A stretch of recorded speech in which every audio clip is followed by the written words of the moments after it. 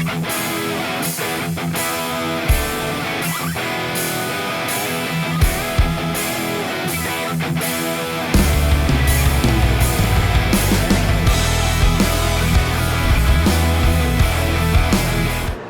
to the channel, everyone. Today you can see working on Dad's truck here. I'm actually going to be upgrading a set of his SpeedTech light strobe lights. The ones right there on the back rack by the toolbox. This one right here. This is actually SpeedTech's older generation Z series, and it's actually a Z3. It's a good light. The reason we have a side light here is because Dad wanted these. Well, he uses these for the cranberry marsh, and it kind of blocks this side light. So I put these on. I had these, so I just put these on for him. But today I'm going to be replacing them with SpeedTech's new generation Z series. This is the Z4 in TIR. So going to be replacing that. You can see it's a bigger light. I'm not sure why they chose to go bigger. Maybe because of the circuit board, they couldn't get it no smaller or nothing. But anyway, no big deal. I got enough room here for it. This is a Z4 and this is a Z3, so it is the Z4 was going to be bigger anyway.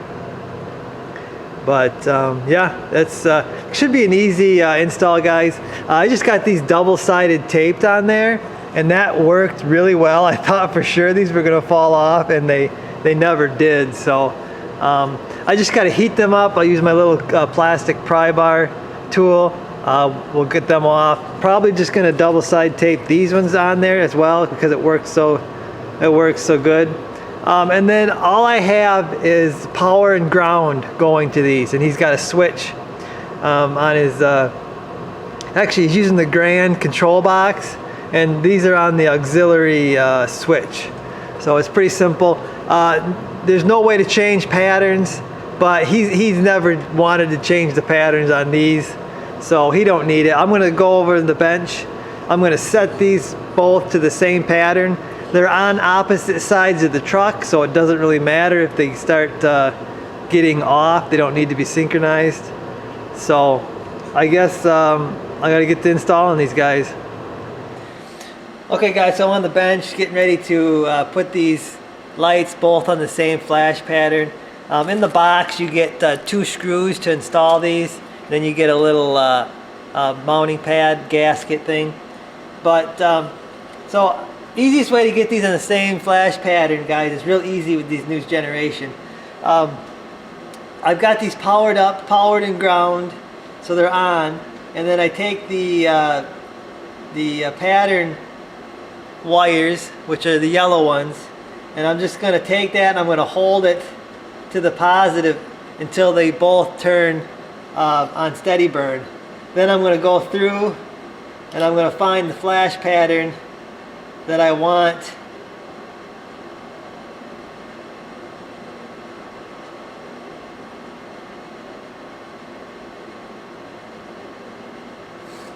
Okay, so I found the pattern I like. I think he's going to like these too.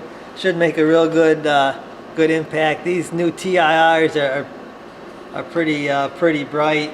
So I'm just going to unhook these from power. They will remember this flash pattern when I hook them back up to the truck.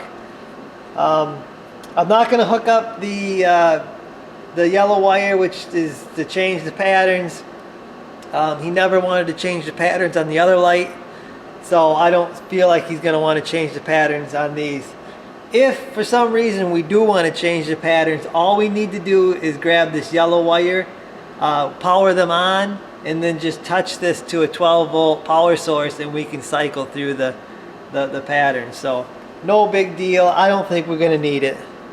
So these are ready to install on the truck.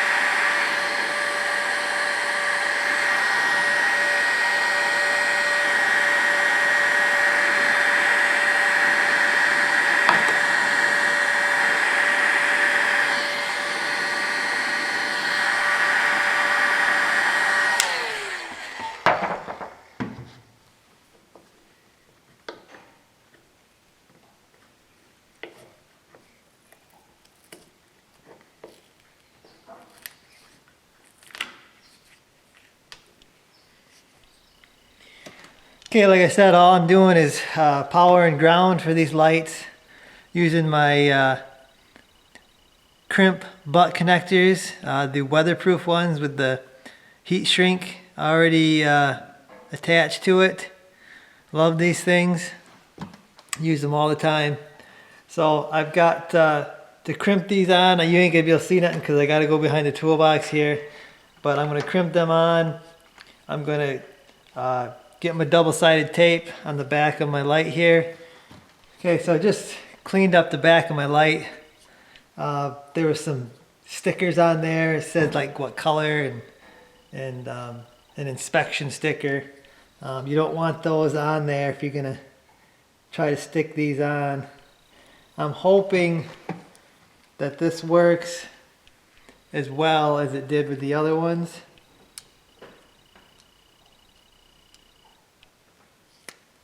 I don't see why not. They're not any heavier, so the lights don't seem like any heavier.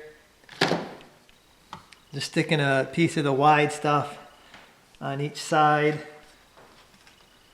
I got a little hole here, so I'm trying to get as much surface as I can on here. And I gotta match the other side using 3M double-sided tape. There's some cheaper stuff out there, but I wouldn't recommend it. Pushing it really good onto the light. Like I said, I already made sure I cleaned my surfaces here. Gonna do like a test, a little bit of a test here. Kind of where I want it. Well,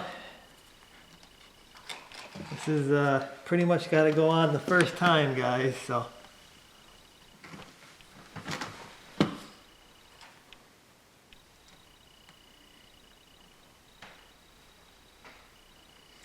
Get my calibrated eyeball out so I get it straight here.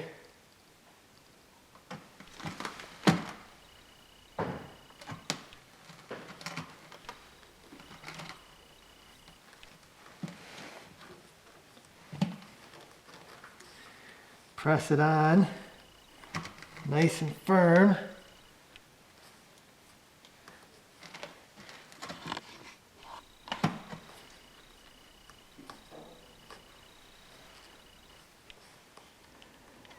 Okay, so there is the installed light. That's a little bigger than the other light, and I guess you can see it a little more because it's all clear, but no big deal. You could actually probably tape this off here, just the front, paint the rest of it black, and it would hide it a little bit. Thought about doing that on my grill with a set of these. But anyway, there it is. I think the double-sided tape's gonna work real good, just as good as the other lights. So let's turn these on and we'll see what they look like. Okay, so they are on right now, and you know, with the TIR, as you go off to the side, they're not quite as bright as the linear, but this light is way brighter than that old generation Z3. The only thing about where it is mounted is it's mounted at an angle there, so you're not really truly getting the whole impact because the light is angled upward, but it does the job. That's plenty of light. But I'll show you the reason why I installed that light. So I got the mini light bar on. That is the 21-inch micro in linear, guys. But this is why I installed this light. You see how the light up there is blocking the side light? That's why I installed that light right there.